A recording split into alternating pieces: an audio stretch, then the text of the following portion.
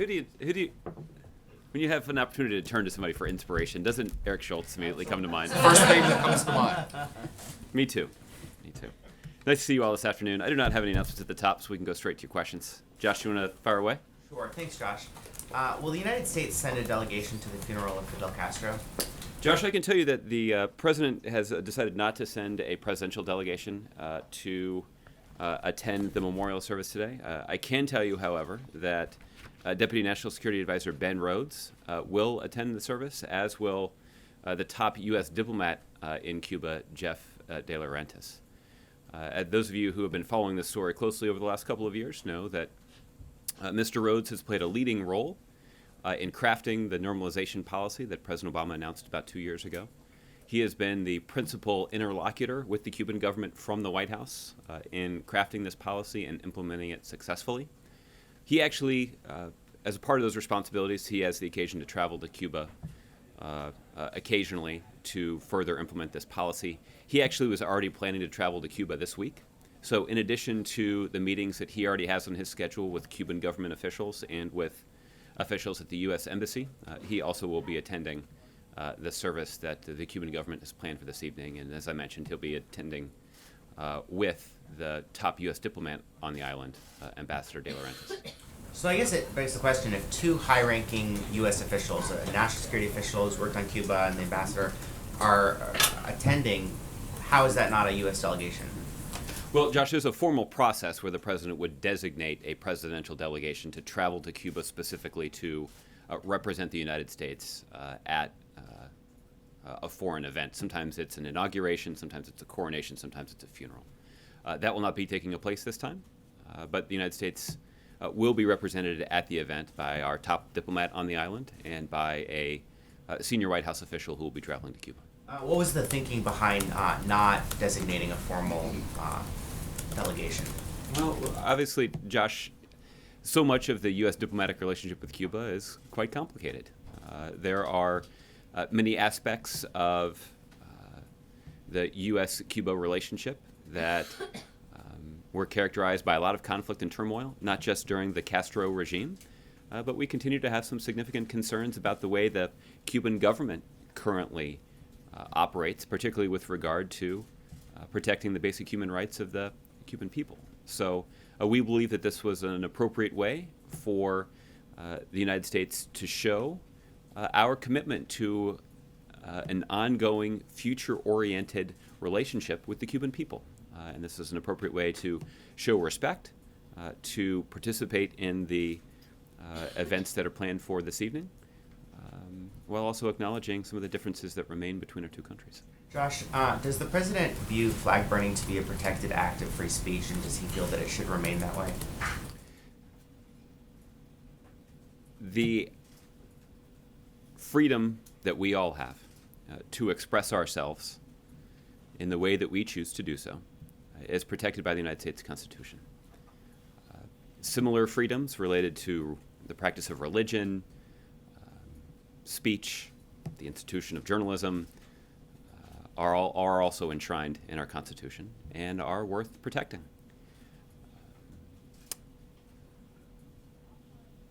The need to protect those rights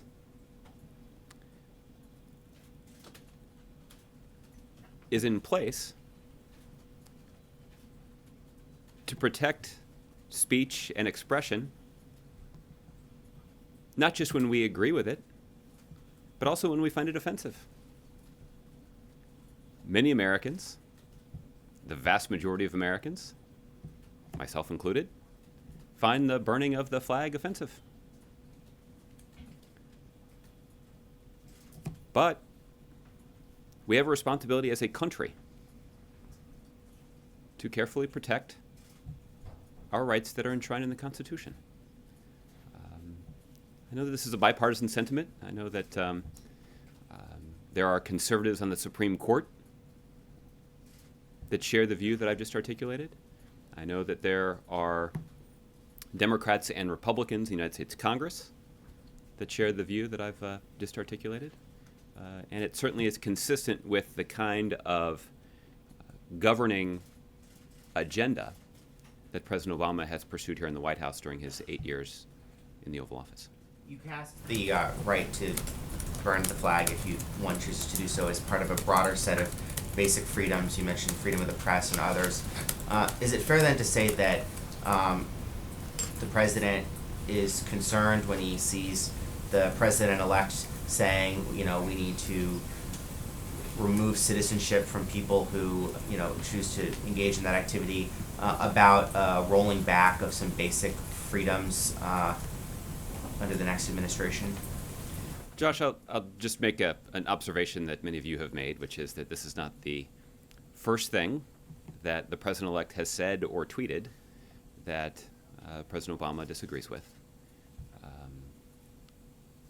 So I will let the president-elect and his team discuss the words that populate his Twitter feed.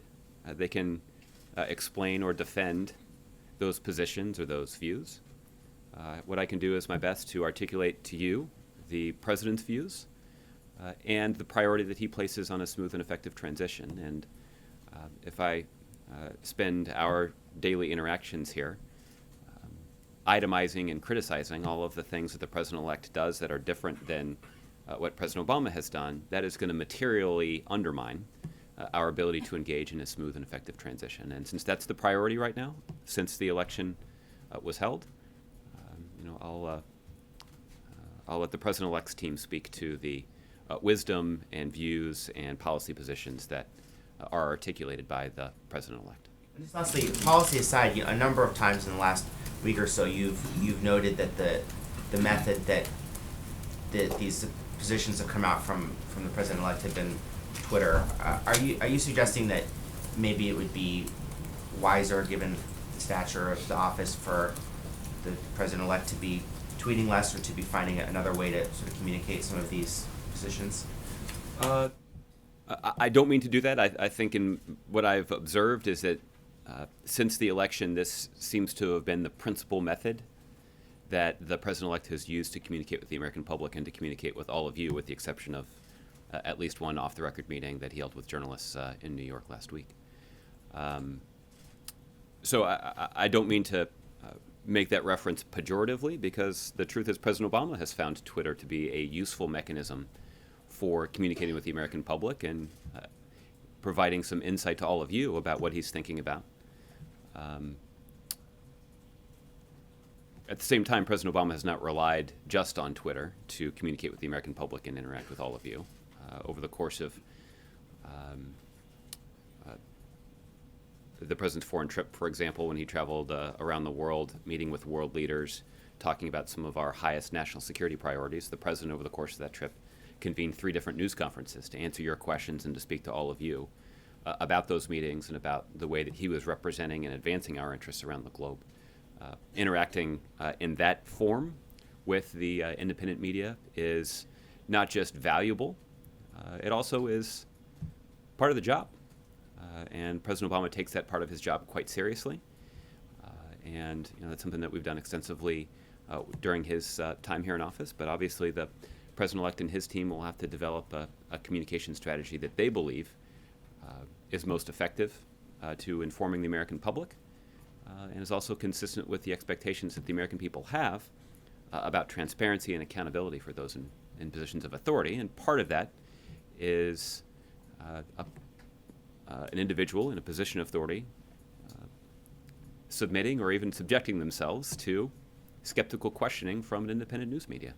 And that's a valuable and critically important part of our democracy, and in fact, the success of our democracy depends on it. Roberta? The president-elect is going to name or nominate Congressman Price as his HHS secretary. And Congressman Price has for a long time been promoting an alternative to Obamacare. And I'm wondering what the White House's assessment is of his ideas about the alternatives that he has presented to Obamacare. I don't know if a formal announcement has come from the president-elect's team, but there has been one. Yeah. Okay, so what is clear is that the president-elect has chosen to nominate someone to be his Secretary of Health and Human Services who is an ardent opponent of the Affordable Care Act, and somebody who says he is committed to repealing it. We've heard comments from the president-elect and from the Congressman Price about some of the ideas that they say would work if implemented. And I spent a little time working with my staff today to develop what I think are some metrics that all of you and the American public should apply in evaluating some of the proposals that may be put forward by the other side. Here's why this is important. Since the day the president signed the Affordable Care Act into law in March of 2010, he indicated an openness to working with Republicans or Democrats to implement ideas for further strengthening the law. So the president has always welcomed good ideas, either from Democrats or Republicans, to strengthen the law. The problem has been that the only kinds of ideas that have been put forward by the Republicans, to the extent that they put forward any ideas, and there have not been many, but when they have, they actually have been ideas for undermining the law, not strengthening it. And those were primarily methods of political communication, making a political argument, not for actually governing the country. But as the president observed in the context of a couple of those news conferences I referred to earlier, reality has a way of intruding once you enter the Oval Office and you assume the awesome responsibility of governing the greatest country in the world. So I'll move expeditiously here, but I can whittle it down to 5 metrics that you can use to evaluate their proposal. And I think what you should measure it against is the progress that we've made through the Affordable Care Act in the 6 years or so that it's been in effect. So let's start. Number 1, this is the one that you guys have written about the most. Since the Affordable Care Act went into effect, 20 million Americans have gotten health insurance. And according to a recent survey, 91.1% of Americans now has health insurance. That is an insured rate that's higher than it's ever been. So when these new ideas come forward, it's important to evaluate whether or not, what impact that would have on the percentage of Americans that have health insurance. Because after all, expanding access to health care coverage was one of the principal goals of the Affordable Care Act. Number 2, another principal goal of the Affordable Care Act was holding down the rapid growth in healthcare costs. And this was a problem that has bedeviled policymakers for at least a generation, is that the growth in healthcare costs was higher than the growth of other aspects of our economy. And the Affordable Care Act has actually had a positive impact in holding down that growth in healthcare costs. And let me just give you the best metric to evaluate. In 2016, fiscal year 2016, which just ended a couple of months ago, the growth in employer-based health insurance premiums was 3.4%. That is much lower than it was before the Affordable Care Act went into effect. In fact, between 2010 and the decade before the Affordable Care Act went into effect, employer premiums grew on average of about 7.9%. So we've cut the growth in healthcare costs by more than half. So again, evaluating the proposals from the other side should take a look at what impact they have in limiting the growth in healthcare costs. And again, in 2016, the growth in employer-based insurance premiums was 3.4%, which is at or near all-time lows. The third thing that is among the benefits of the Affordable Care Act are a whole range of consumer protections, many of which even Republicans say that they like. So the proposals put forward by the other side should be evaluated based on whether or not those proposals remain in place. Some of these include ensuring that Americans can no longer be discriminated against because they have pre-existing conditions. Before the Affordable Care Act, women could be charged more by their health insurance company for no other reason than the fact that they are women. Before the Affordable Care Act went into place, many Americans were subject to lifetime limits on the benefits they could collect from their insurance company. The problem for many families is that if kids were sick at an early age, by age 10 or so, they would essentially be reaching the cap on the lifetime benefits that they could collect from their parents' insurance company, which basically meant that these kids were going to be without insurance. Those caps were eliminated because of the Affordable Care Act, and we'll have to evaluate whether or not those who vow to repeal the Affordable Care Act can protect those important consumer protections that are now in place.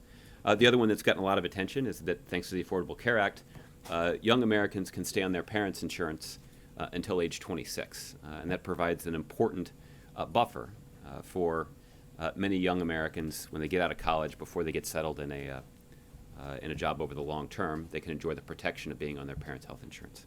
So another consumer protection enjoyed and praised by Democrats and Republicans. We'll see if Republicans can do the important work to keep it, and their ability to do so should be part of the way in which their proposals are evaluated. Just two more. The first is, what impact will the law have on Medicare? The Affordable Care Act went into effect, and the life of Medicare was extended by 11 years. There's still more work to do to strengthen and extend the life of Medicare, but you'll recall that when President Obama took office, the prediction was that the Medicare Trust Fund was going to run out of money by 2017. 2017 is a month from now. And the life of Medicare has been extended because of the Affordable Care Act by more than a decade.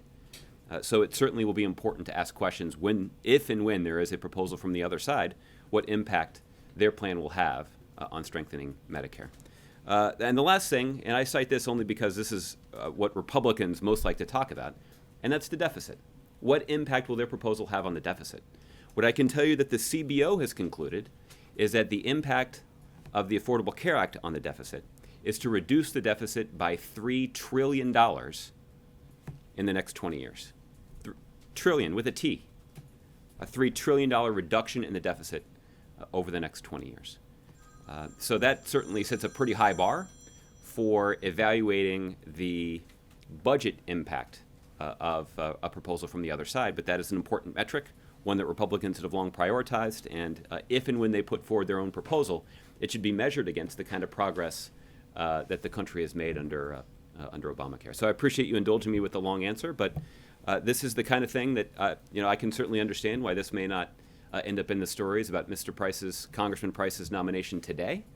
But at some point, if he makes good on his word, at some point, maybe in the next year or so, he will be standing at this podium, in this room, in front of all of you, unveiling a new health care plan.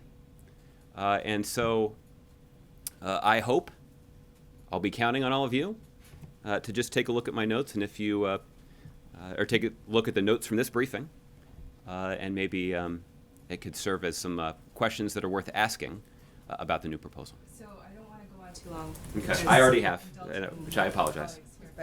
But have you evaluated Congressman Price's proposal by these metrics? Like, does the White House have an evaluation of his proposals, which have been out there for a long time? But with all due respect to Congressman Price, what he's going to learn is that when he's the Secretary of Health and Human Services, it will be his job to implement the president's plan, not his own. So we'll certainly take a close look, and we'll be interested to see what proposal is put forward by the Trump administration. But I certainly have laid out for you the progress that we've made under Obamacare, and we'll see if Trump Care measures up. All right, Michelle.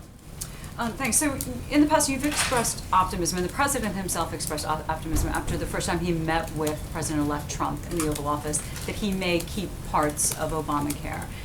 Now, with Tom Price coming in as the head of HHS, do you still have that optimism, or do you think that a lot of this, Republicans and these people in particular are aware of the metrics that you cited, but there's still that mantra of repeal and replace. So do you still have that optimism even with this pick that is coming? Look, I think time will tell. I think what I said to Roberta certainly applies, that with all due respect to Congressman Price, his responsibility will be to implement President Trump's health care plan, not Congressman Price's health care plan. And we'll see how it measures up. There will be an opportunity for us to evaluate. And look, Michelle, we've said all along, as I mentioned, from the day the president signed this bill into law, the president indicated an openness to good ideas, including from Republicans, for strengthening our healthcare system and strengthening the Affordable Care Act. Those ideas didn't really materialize. But President Trump is taking office with certainly what he feels is strong support from the country to make some significant changes, including making changes to the Affordable Care Act. And he will we'll see how his proposals measure up to the progress that we have made in the United States thanks to the Affordable Care Act. Yeah, but given what is being said now and by whom, do you still have that optimism? Does the administration have an optimism that this is going to be a good idea by your standards? Look, I'm reluctant to predict exactly what's going to happen under the new administration. They'll have an opportunity to put forward their own ideas, and they'll have an opportunity to put forward ideas that they think, for example, in this case, will strengthen the healthcare system in this country. And fortunately, we've had an opportunity to try it the way that President Obama advocates. And we've got some statistics that indicate the real progress that we've made, the way the system has been strengthened because of these reforms. We'll see if reforms implemented by the Trump administration measure up. Often when you keep being asked about, the same kinds of things. And you always add, reality has a way of intruding. It does. So it sounds like you have a lot of doubt that what's being said out there is actually going to come to fruition. And does that include this whole flag burning thing? I think what I'm trying to convey, and I think what the president's trying to convey when he talks about the intrusion of reality, is he's talking about his experience in the job. And President Obama's experience is that the job's harder than it looks, particularly even harder than it looks when you're campaigning for it. And reality has a way of intruding on your ability to do everything that you'd like to do. Now, I think President Obama's record of doing many of the things that he would like to do is quite good, and the Affordable Care Act is as good an example of that as any. But you certainly can't do everything that you would like to do. And look, that's been the experience of all 44 presidents of the United States. Each of them has encountered reality that they may not have anticipated, that has limited their ability or checked their ability to do exactly what they want. Some of that's built into our system. That's part of a democracy and the need to compromise. In other cases, it's a function of real-world events, because after all, nobody's governing in a vacuum. I think that contributes to my reluctance to predict exactly what the Trump administration will do and how President Trump will act and what priorities President Trump will pursue. I'll let his team speak to that. And I think it's difficult to predict, primarily because, as all 44 presidents of the United States have learned, reality has a way of intruding on some of the rhetoric that sounded really good during the campaign. So when you hear repeated defenses of Donald Trump statements that people who burn flags should be prosecuted, is that not much of a concern to the administration right now? Well, I think there is a pretty strong bipartisan consensus across the country that the constitutional right to freedom of expression is one that's worth protecting. So again, part of that free expression is being able to say whatever you want on Twitter. There's a little irony associated with this particular situation. But that freedom of expression, freedom of religion, freedom of the press, those are freedoms that are worth protecting. So I guess this bubbling up again over flag burning, it doesn't bother you? Well, again, it certainly is not consistent with the kind of priority that President Obama has placed on protecting our freedoms as citizens. So I'm not standing here prepared to defend or agree with those statements. But again, this is not the first time that the president-elect has said or tweeted something that is quite different than President Obama's approach. But again, that was the hallmark of his campaign, is that he ran vowing to aggressively do things differently than President Obama has. And we'll see how it works. Okay. Olivia. Thanks, Josh. Back on the Castro event, you're not suggesting that Mr. Rhodes and Mr. Mueller are just sort of attending this in a private capacity, right? They are representing the United States. That's correct, and I think if I was unclear about that, yes, they will be representing the United States at the memorial service this evening. During this transition period, when the president makes changes to, say, the number of troops in Iraq and Syria, or makes other significant national security decisions, do you loop in the president-elect's team? Is there a mechanism or a structure for saying, hey, by the way, not submitting it for approval, but just to say, hey, by the way, we're going to be moving X number of troops from here to there, and is there a threshold for what kinds of decisions get read out to the incoming team? Well, Olivier, as you point out, there is one president and one commander-in-chief at a time, and President Obama's ability to make those kinds of decisions about his view of the best interests of the country remain unconstrained by the election. He's going to make his own determination about what's best for the country, and he'll abide, of course, by all the constitutional and legal constraints that are in place, as he's done for more than 7 years now. But he'll be president of the United States until January 20th, in which he'll hand off that responsibility to President Trump.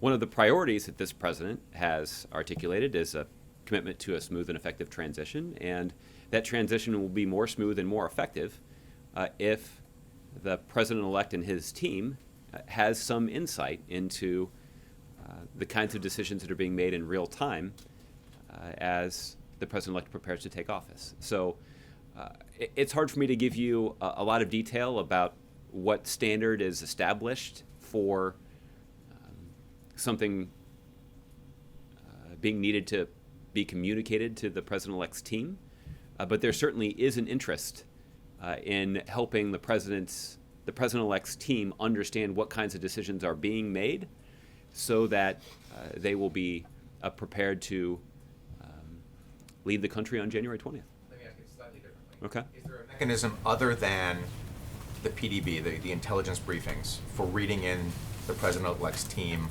on major national security issues? Well, there's a transition process. So, for example, the president-elect has designated a landing team to work closely with the National Security Council and the Department of Defense and other national security agencies to affect a smooth transition. So that certainly is a potential mechanism for providing insight into those decisions.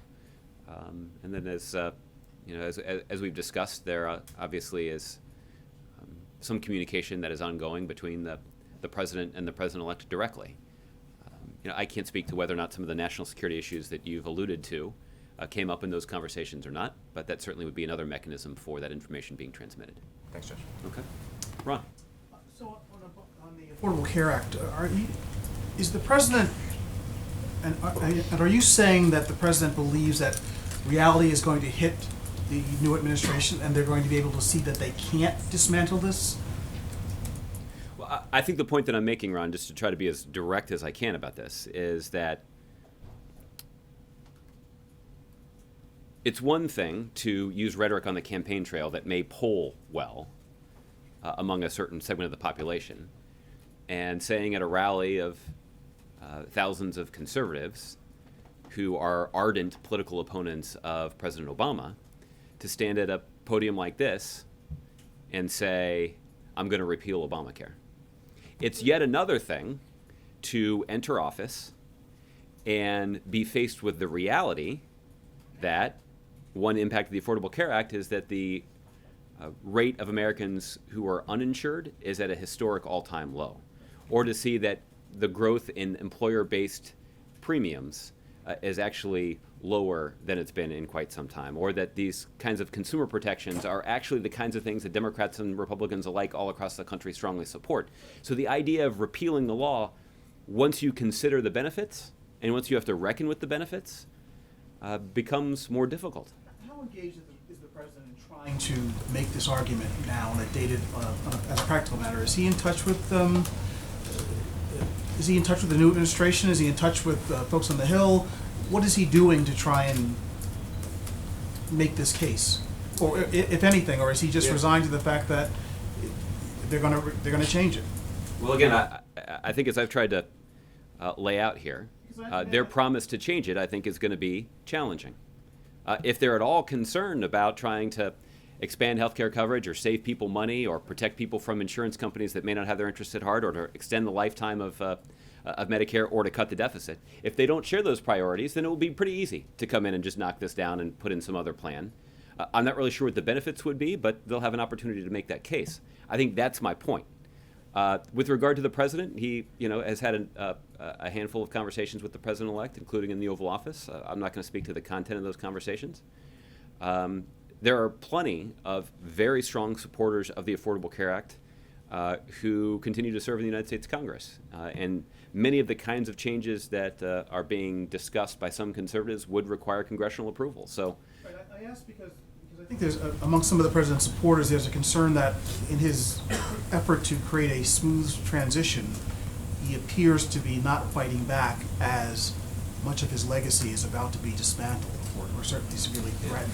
I guess And my on- point is, and on this issue, that's why I asked specifically, what is he doing to protect Obamacare or the Affordable Care Act? yeah. Is that not, and is my characterization? Well, I guess the point that I'm trying to make is that the most effective way for the Affordable Care Act to succeed is to implement it effectively. And I think many of the metrics here that we have laid out indicate how effectively we have implemented it. There have clearly been some highly publicized bumps in the road, and the failure of the website on the first day of its launch was not an insignificant one. But I think the results speak for themselves. Just more generally, in the final weeks, what are the president's priorities? What does he realistically think he can accomplish? And given the statement you keep coming back to about how the realities of the office set in, I imagine there's a lot of reality that's setting in now too. Sure. At the back end of this whole thing. And I think when asked about this before, you talked about national security and those sort of ongoing important obligations that the president has. But what else is he really trying to accomplish in the final weeks? Well, there certainly are some legislative priorities that we're trying to make some progress on.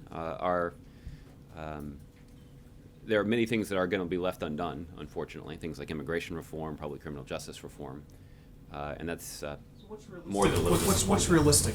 Well, the first thing is, Congress has got to act on a budget, and if they don't act by December 9th, we'll have a government shutdown. I don't think anybody wants that. We certainly don't want that from here.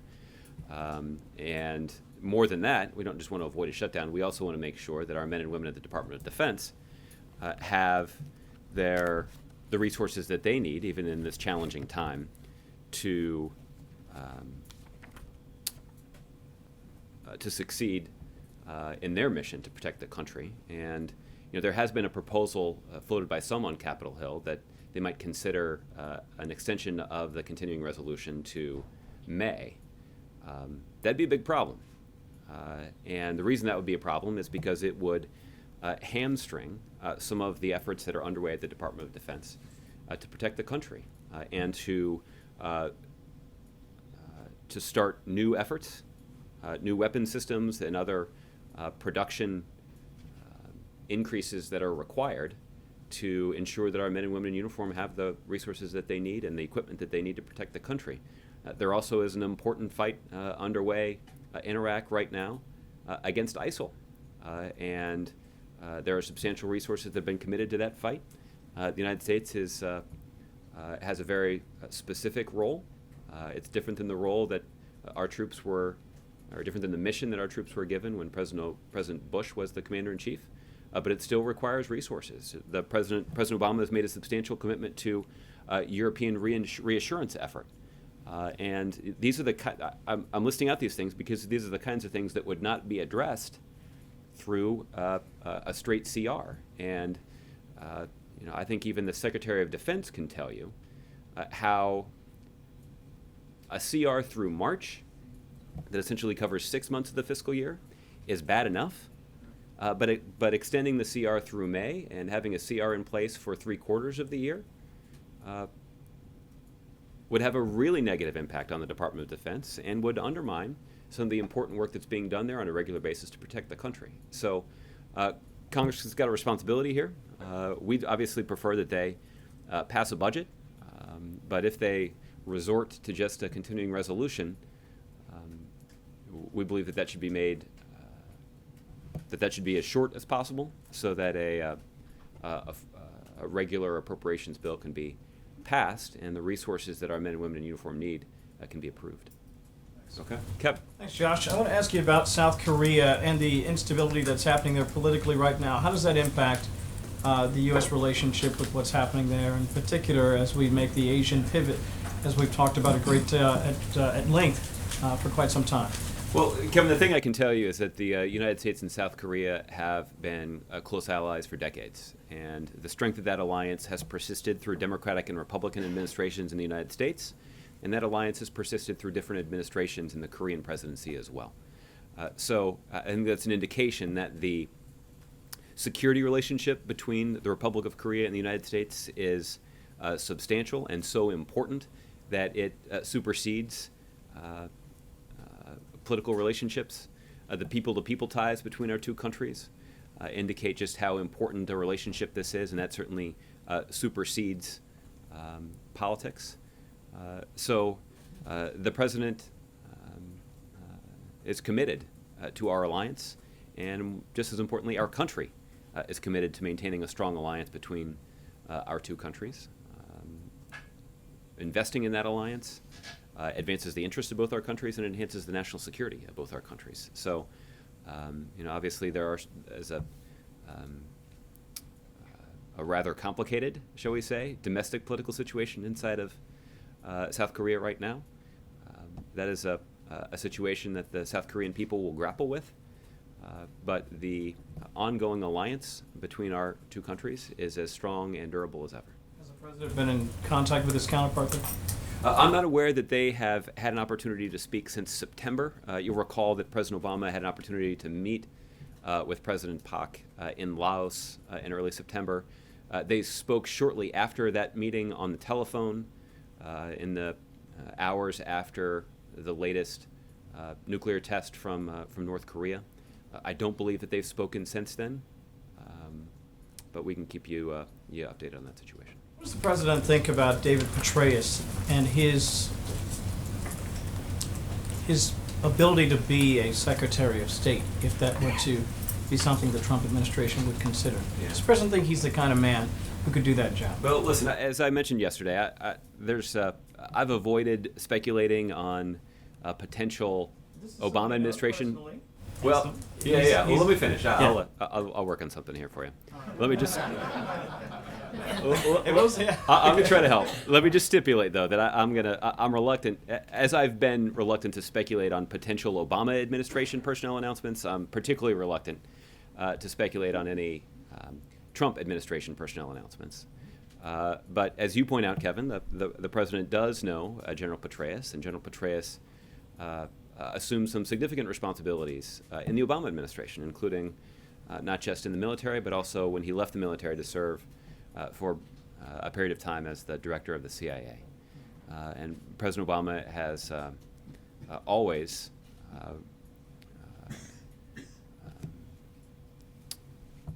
admired General Petraeus's commitment to serving the country, certainly when it came to leading our men and women in uniform in a hostile situation in Iraq. At the same time, obviously, General Petraeus admitted to some serious crimes, and he had to pay a price for that, both publicly and in his private life.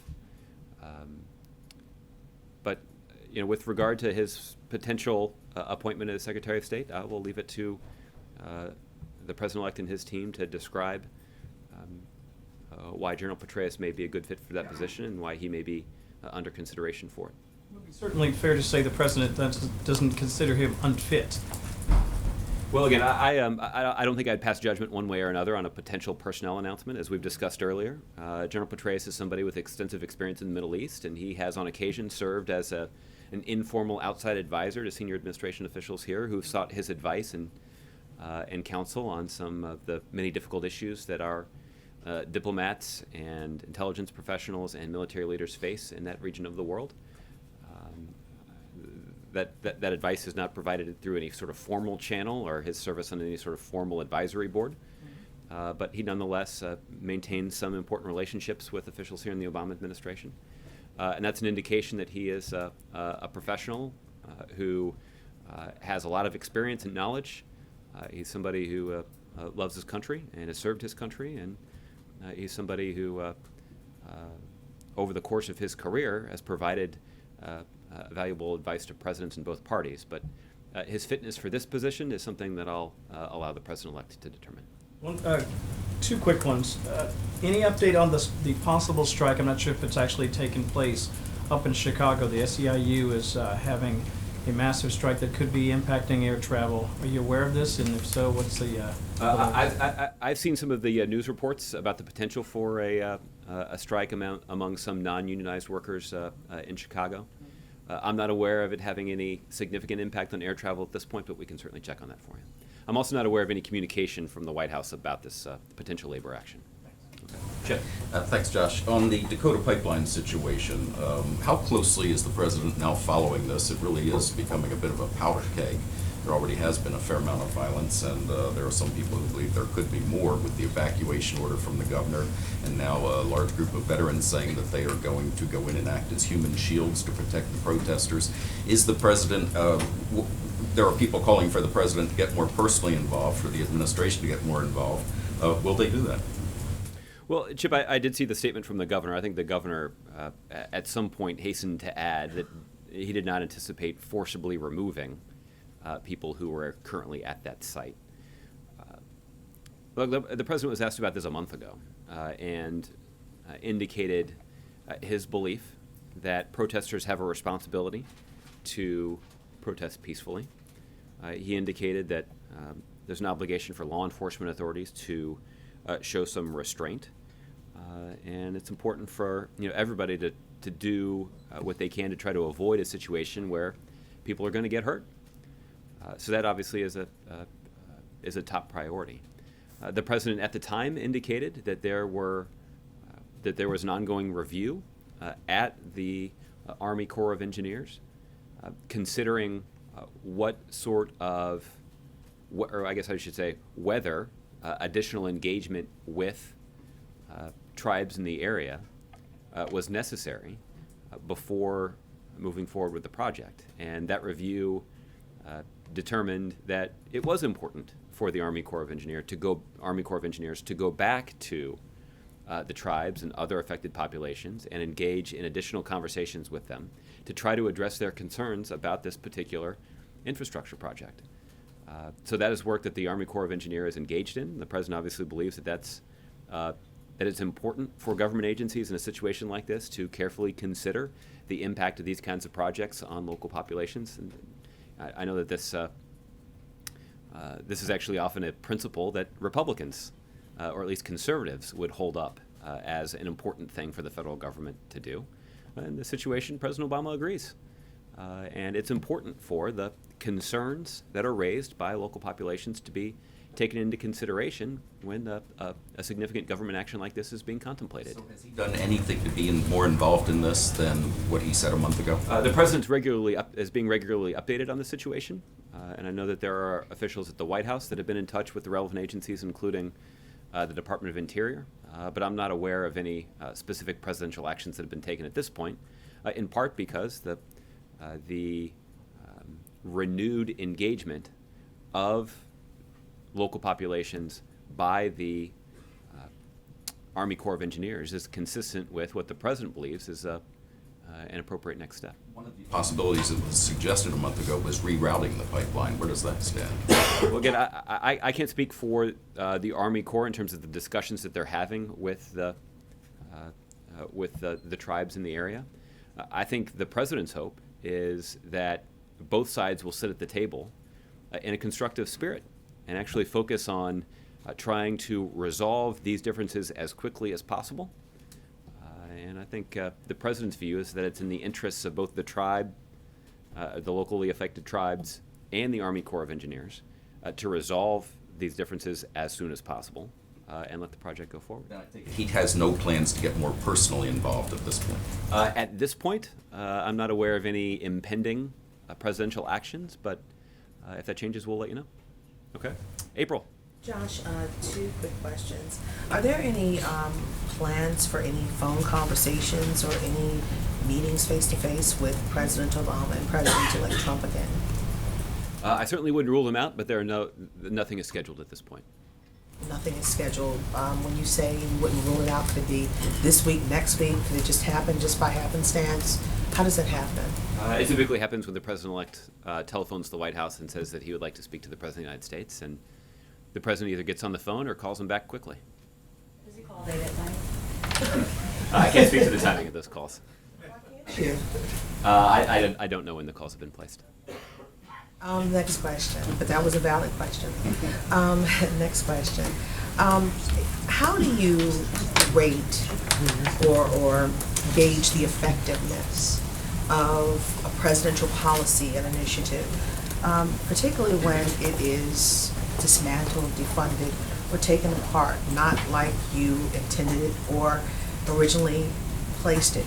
How do you gauge for legacy purposes the effectiveness of that piece of policy or an initiative? Well, I think, April, what I would do is I'd draw your attention to a metaphor that you've heard the president use before, that he likens his service in the Oval Office to a relay runner. That for 8 years he's had the baton, he's had the responsibility of advancing the interests of the country. He took the handoff from President George W. Bush, and he ran as far and as fast as he could over the last 8 years. But on January 20th, it will be time for him to hand off the baton to the next president. In this case, it will be President Trump. And there will be an opportunity, a very clear opportunity, for people to evaluate the progress that the country has made during the 8 years that the president was carrying the baton. And the Affordable Care Act is a good example. And I laid out some clear benchmarks of the progress that our country has made in the 8 years that President Obama was in office. And what I would encourage you to do, and I think it's common sense, I think this is what people are likely to do, is to compare the progress that our country has enjoyed under President Obama's leadership to the progress that our country makes after President Trump makes the changes that he's recommended. We've tried it the way that President Obama has advocated. We certainly would have appreciated greater cooperation with Republicans in Congress, because there's more that we could have done to strengthen the economy and to improve our country. If even common sense things like an investment in infrastructure, reform of our tax code, and immigration reform, all of which would have had significant positive economic benefits. So we could have done more, but look, after 8 years, there's no making excuses. We'll set the bar where it is. And we'll take a look at the progress that we've made on healthcare. We'll take a look at the progress we've made in the economy, 73 consecutive months of job growth, 15.5 million private sector jobs over the last 80 months. There are a variety of metrics, I think, that will clearly indicate what kind of progress we've made under President Obama's leadership. The American people voted for a candidate who is promising to radically change all of that. And we'll have an opportunity to measure just the wisdom of making those changes. And for the sake of this conversation, what was the most significant pieces of policy, executive order, or anything, initiative that the Bush administration had, George W. Bush administration had, that this administration dismantled?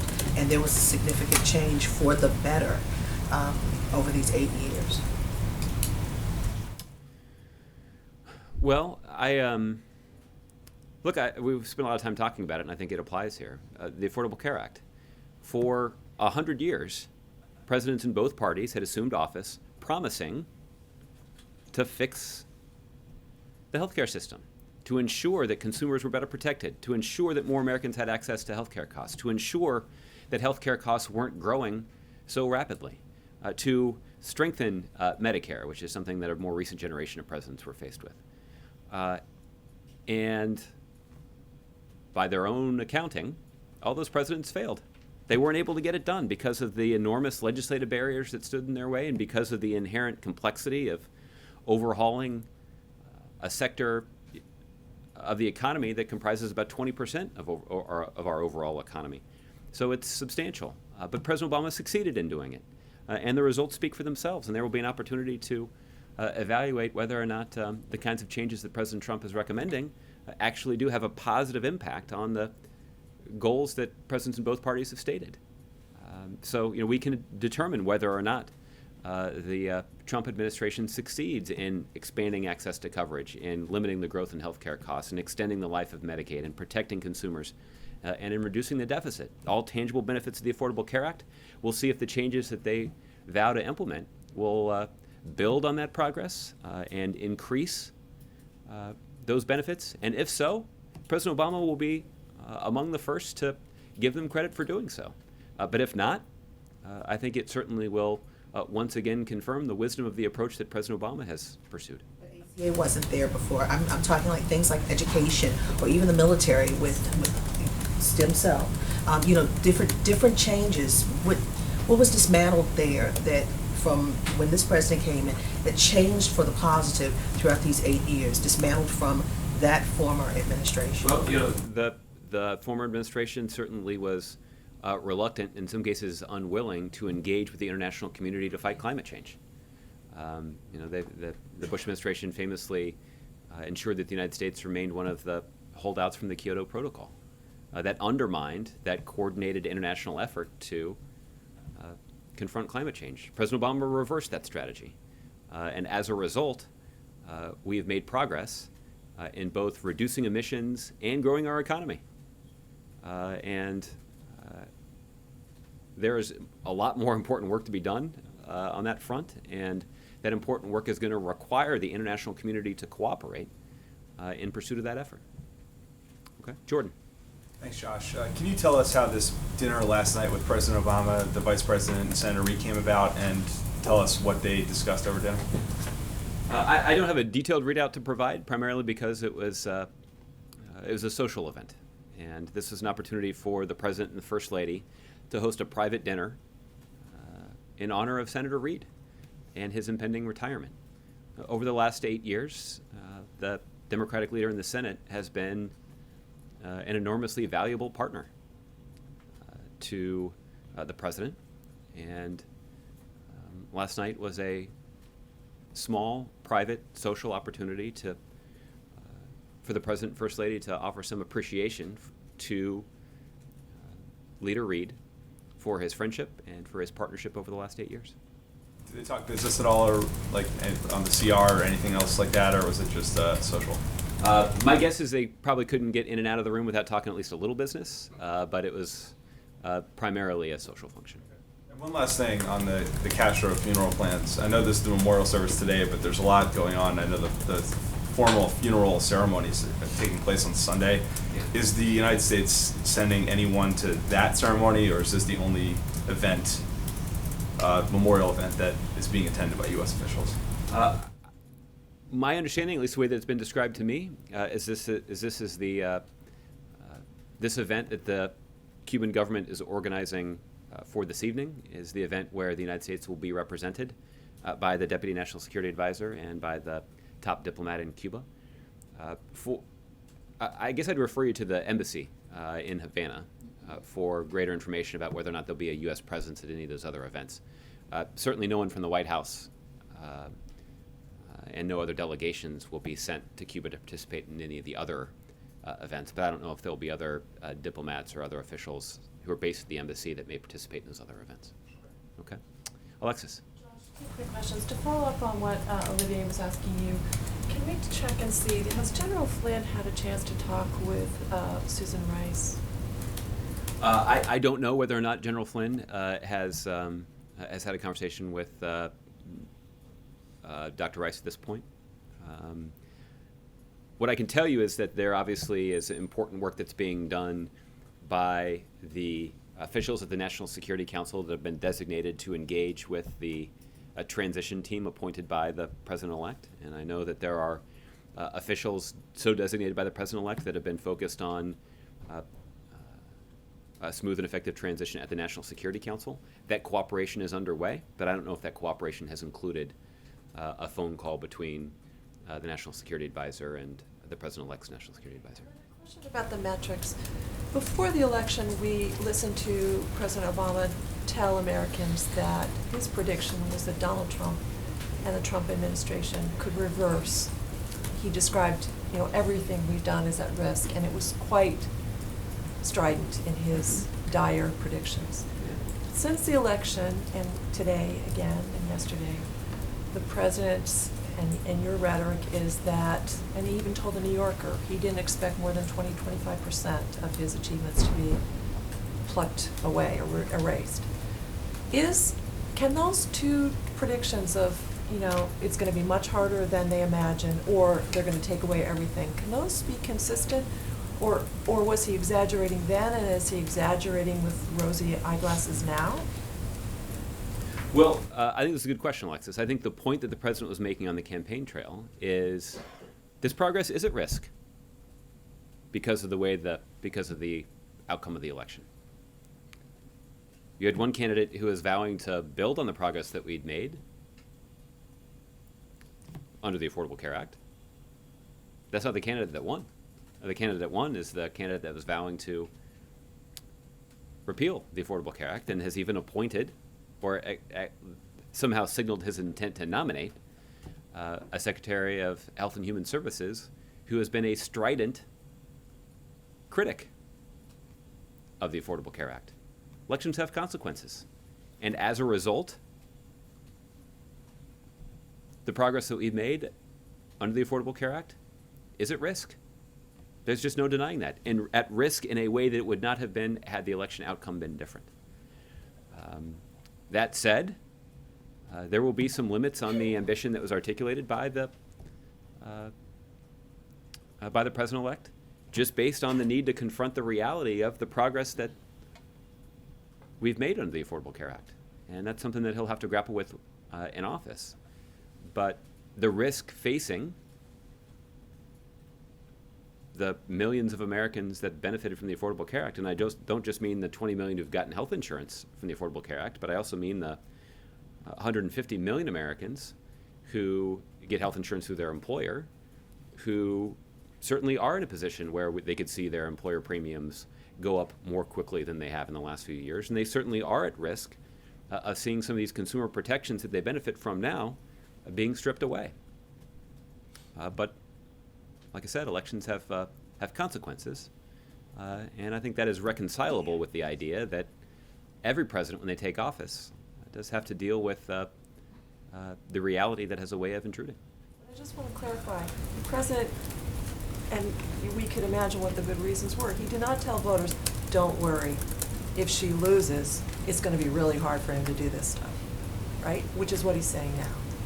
It's going to be really hard for this administration to undo, he's arguing, what the Obama administration achieved. The president was making an argument based on risk, and he was underscoring the risk that exists if President Trump was elected, because the president-elect is vowing to roll back the progress that we've made in so many areas.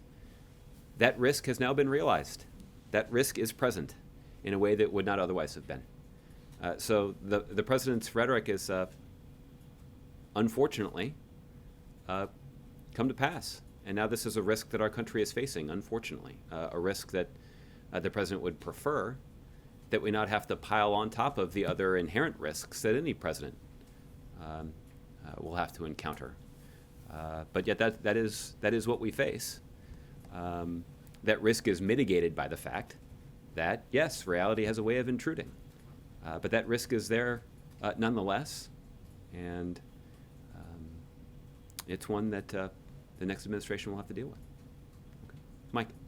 You were speaking earlier about the important role the U.S. is taking in the fight against ISIS in Iraq, including obviously the battle in Mosul. There had been some concern expressed about the battle plan, the strategy there, and its impact on civilian casualties. As you've probably read, there have been published estimates already of 600 or more Iraqi civilians already being killed in that. And some controversy over whether there should be a change in the approach. Does the administration see any need to alter the approach to the Battle of Mosul to reduce civilian casualties? Well, Mike, I've read a little bit about this. In some ways, I would encourage you to also direct your question to the Department of Defense. They can provide you probably a more tangible operational assessment of some changes that may be contemplated. But as a policy matter, why don't I lay out a couple of the considerations that factor into this? The first is that, in the 2.5 years that ISIL has been in control of Mosul, we know that any number of civilians have been killed, executed, tortured, harassed, threatened, maimed. So it's not as if not acting to retake Mosul somehow enhances the security of the civilians who are already there.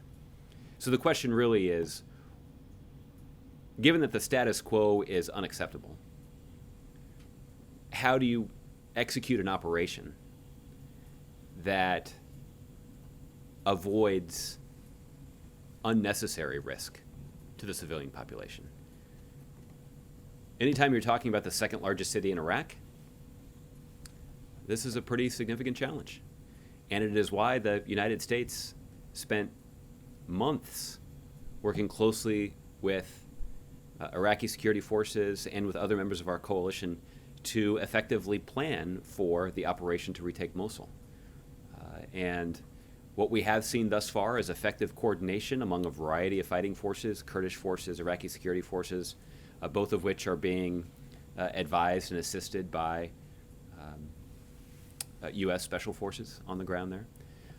And we're pleased at the kind of progress that has been made thus far. The other element of the planning was actually coordinated by the United Nations to ensure that there was sufficient capacity to deal with the humanitarian situation and to deal with the possibility, even the likelihood, that there would be civilians fleeing that city once parts of it had been liberated. And fleeing the city means ending up in the desert without any food, water, or shelter. And that has meant that the United Nations and a variety of multilateral aid organizations and some countries have mobilized resources to make sure that that aid is readily available to people fleeing violence.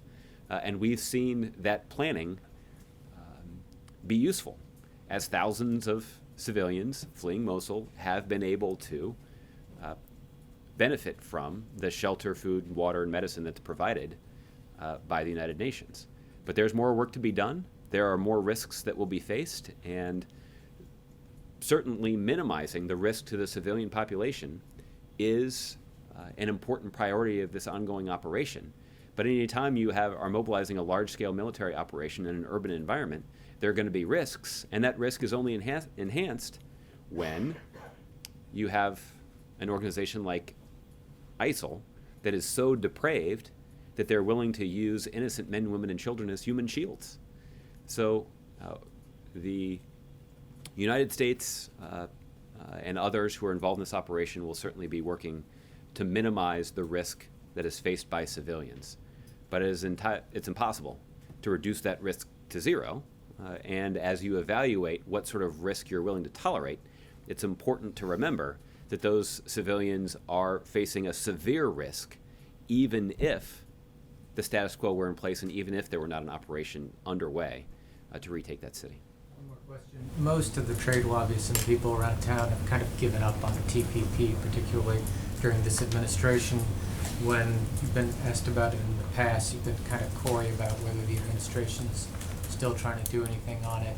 The lame duck session is starting. The president just had dinner with the Senate Democratic leader last night. Are you actually making any press to get this passed, ratified, done in the lame duck session, or have you just completely given up on it like everyone else? Well, the prospects are not good. But I don't know to what extent it was discussed at the dinner last night. Cheryl. Thanks, Josh. And this just came over. It looks like Vice President Biden is going to be traveling to Canada to meet with Trudeau and others. You're talking a lot about risk. Is there any treaties or agreements or issues with Canada that maybe are at risk now? Why is Biden going to Canada? Well, I don't have all the details on his itinerary or all of the items that are on his agenda.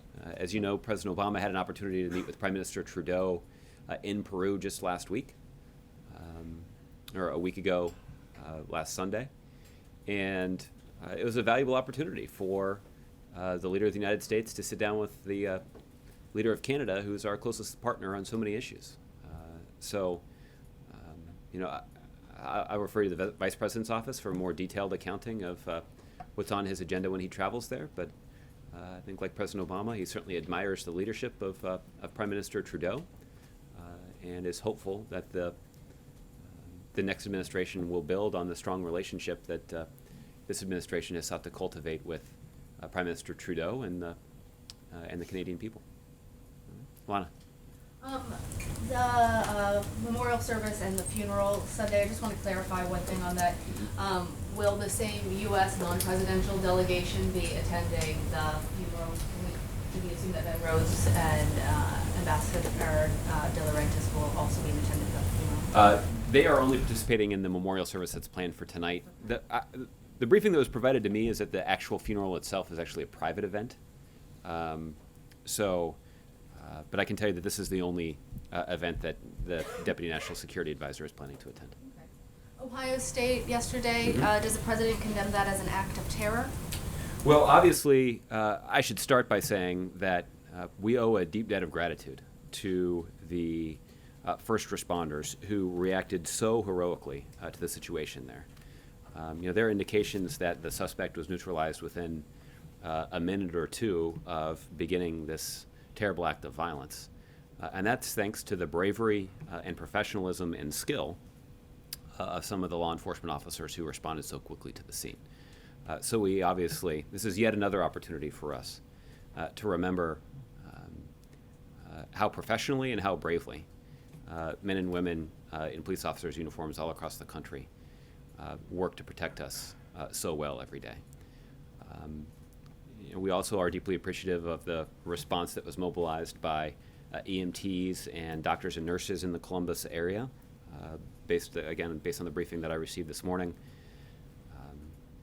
It's likely that there will be no loss of life from this incident other than the perpetrator. We obviously are thinking about and praying for a swift recovery for those who were harmed in this incident. More generally, I can tell you that law enforcement officers, with the support of the FBI, are conducting a thorough investigation of this situation to learn as much as they can about the potential motive of this individual. It's important that those investigators uncover as much as they possibly can to learn about this incident and to learn what we can do to try to prevent it from taking an event like this from happening again. There are a couple of things, though, that we know. The first is that there is plenty of available evidence to indicate that this individual may have been motivated by extremism and may have been motivated by a desire to carry out an act of terrorism. And we know that our law enforcement officers have a critical role to play in preventing those acts of terrorism from succeeding. There are more than 100 joint terrorism task forces that are organized in communities all across the country that fight crime, that fight extremism, that fight terrorism on a daily basis. And it's important that we give them the support, financial and otherwise, to do their important work. It's also important for us to make sure that we're investing in programs to counter violent extremism. These interagency task forces, some of which are organized at the federal level and work closely with state and local officials, law enforcement and community leaders to fight efforts to radicalize people in this country is critically important. And this administration has poured more resources and devoted more time and attention to the success of these programs than anyone else. And that reflects our desire to adapt to the current threat picture. What's also true, and what we also know based on some of the information about this perpetrator that has been made public, is that our response to this situation matters. And I don't mean our response as a government, I mean our response as a country to this situation matters. And if we respond to this situation by casting aspersions on millions of people that adhere to a particular religion, or if we increase our suspicion of people who practice a particular religion, we're more likely to contribute to acts of violence than we are to prevent them. So our response matters. We'll let our investigators determine exactly what led to this event, but even as we're waiting for additional information, we should be mindful of that response. And then the Southern Poverty Law Center released a report that 2,500 acts of harassment and intimidation were reported by teachers invoking either President-elect Donald Trump or his campaign rhetoric. Is this, how concerning is this to the president? Well, I think what we've seen is that the recently concluded presidential campaign was a hotly contested one, and unfortunately a campaign that was characterized by a lot of divisive rhetoric. And it was going to be the responsibility of the winner of that election, whether it's Secretary Clinton or Donald Trump, to put at the top of his or her agenda uniting the country and healing the country in the aftermath of that election. And there are a lot of ways to measure or evaluate the impact that this recently concluded election had on our country. But the president is certainly hopeful. And the president certainly tried to do his part by setting aside his own political views and focusing on a smooth and effective transition to lay the groundwork for the next president to take office and actually succeed in beginning to bring the country together once again after a divisive election. And the president is genuinely hopeful that the next president will make that a priority and that he will succeed in doing that. Okay? Pam. Josh, thanks. The president-elect has had positive things to say about his dealings with President Obama, the office meeting and phone calls. Does President Obama view his discussions with his successor as an opportunity to maybe use his powers of persuasion to get him to back off of a lot of the things he said on the campaign in terms of changing Obama policies? Well, I think that President Obama views those conversations as an opportunity to offer some advice and to consult with the president-elect as he prepares to assume the awesome responsibility of governing the greatest country in the world. That's the nature of their phone conversations. I'm going to protect their ability to have private consultations. So I won't be able to get into the topics that are covered or the more precisely discuss the nature of their conversations. But President Obama does feel an obligation and believes that it is one of his most important remaining tasks to ensure a smooth and effective transition from the Obama administration to the Trump administration. And if that transition can be facilitated by telephone conversations between the president and the president-elect, then President Obama will participate in them accordingly. And he will offer the best advice that he possibly can to the incoming president. Okay. Thanks, Josh. Charlotte. Just a quick question. Has the president had the opportunity to speak to the Ohio State police officer that helped neutralize the attack yesterday? I don't know that they've had a chance to talk at this point, but if a conversation like that occurs, we'll let you know. Okay, thank you. And Fred, I'll give you the last one. Thanks, Sean. Just following up on some of the issues about what Trump might change. Has the president expressed any concern about what a Trump Supreme Court would look like and how that would affect some of the legacy? Yeah. I'm not aware that the president has spoken about this either publicly or privately. I think the president's expectation is that President Trump will fill vacancies on the Supreme Court by appointing people who are quite different than the kind of people that President Obama appointed. That may be one thing that everybody across the country can agree on.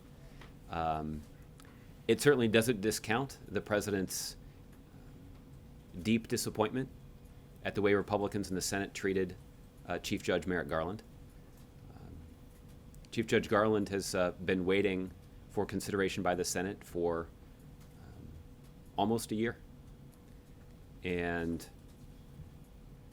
he's the most experienced Supreme Court nominee in American history when you consider his 19 years on the federal bench.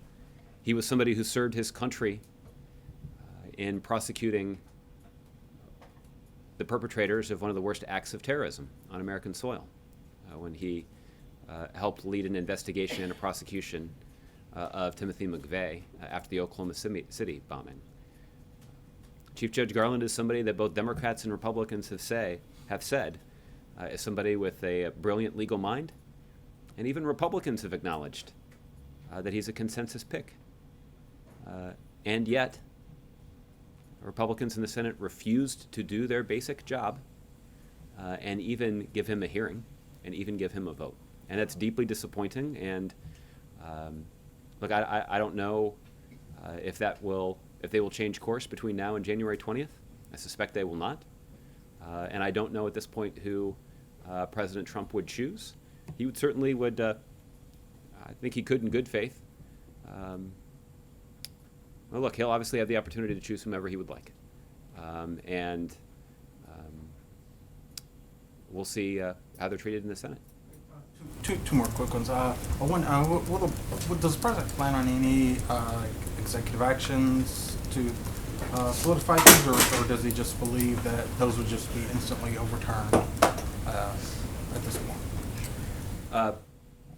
Can you repeat your question more Yeah, times? yeah, Somebody drops sorry. into the back. Does There may have been a President- key word in your question that I missed, and I want to make sure I don't screw it up. Does the president plan on taking any executive actions before leaving office to solidify some policies, or does he just believe those would be instantly overturned once the Trump presidency started?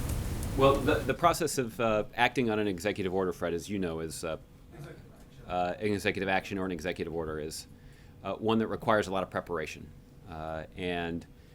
So I'm not going to rule out additional executive actions that the administration may take between now and January 20th. After all, the President of the United States is the President of the United States until January 20th. So, but what I can rule out are any sort of hastily added executive actions that weren't previously considered that would just be tacked on at the end.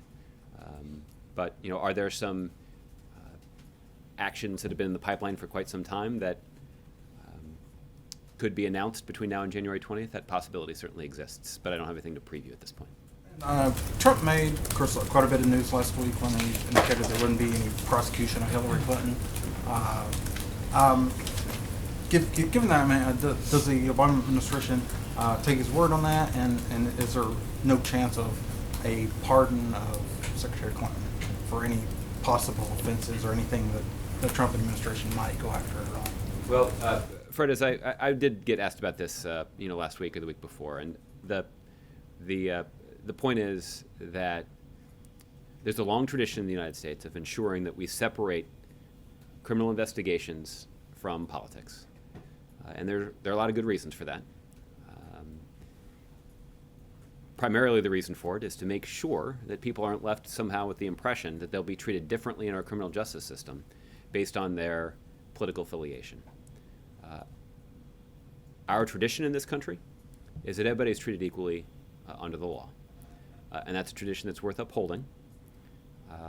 And in the case of Secretary Clinton,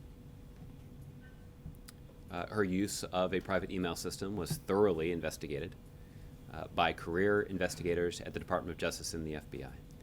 And what the FBI director concluded is that in the context of the investigation, that no reasonable prosecutor would move forward in seeking charges against her.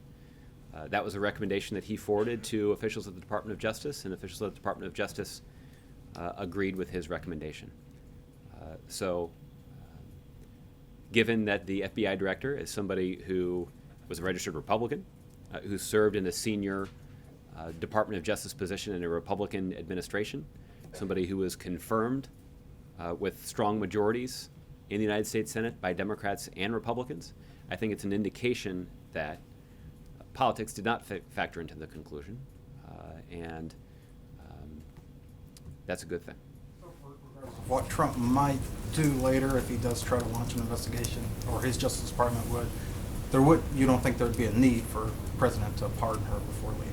Well, again, I think I just refer you to what the FBI director has said, which is that no reasonable prosecutor would seek charges against her. So, okay. Any federal help for folks in Tennessee, Josh? Well, I can tell you, Kevin, I appreciate you asking. Obviously, the folks in Tennessee are dealing with a quite serious wildfire situation there right now. I can tell you that FEMA has already responded by providing a fire management assistance grant to the state of Tennessee to help them mobilize the resources that are necessary to fight the fire.